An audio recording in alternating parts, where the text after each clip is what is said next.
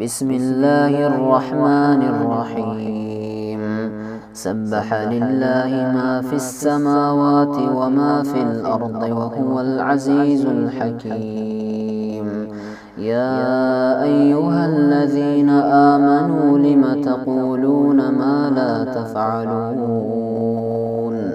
كبر مقتا عند الله أن تقولوا ما لا تفعلون. إن الله يحب الذين يقاتلون في سبيله صفا كأنهم بنيان مرصوص. وإذ قال موسى لقومه يا قوم لم تؤذونني وقد تعلمون أني رسول الله إليكم فلما زاغوا أزاغ الله قلوبهم والله لا يهدي القوم الفاسقين. وإذ قال عيسى ابن مريم يا بني إسرائيل إني رسول الله إليكم مصدقا لما بين يدي من التوراة ومبشرا برسول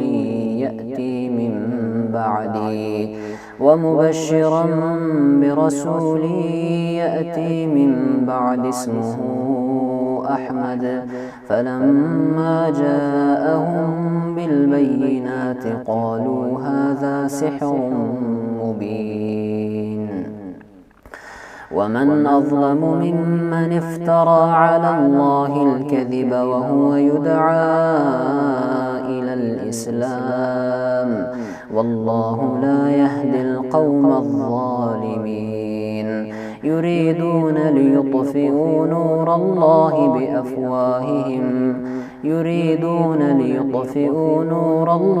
بأفواههم والله متم نوره ولو كره الكافرون.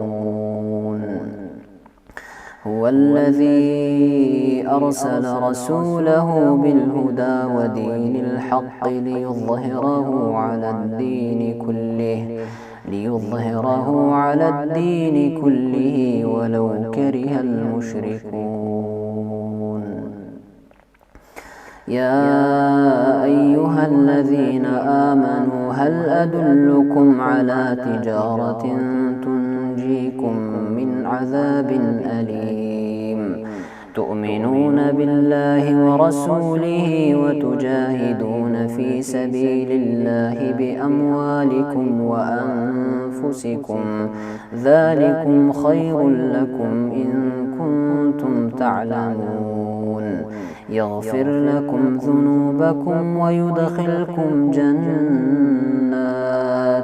ويدخلكم جنات تجري من تحتها الأنهار ومساكن طيبة في جنات عدن ذلك الفوز العظيم. وأخرى تحبونها نصر من الله وفتح قريب وبشر المؤمنين. يا أيها الذين آمنوا كونوا أنصار الله كما قال عيسى بن مريم للحواريين من أنصاري إلى الله؟ قال الحواريون نحن أنصار الله فآمنت طائفة من بني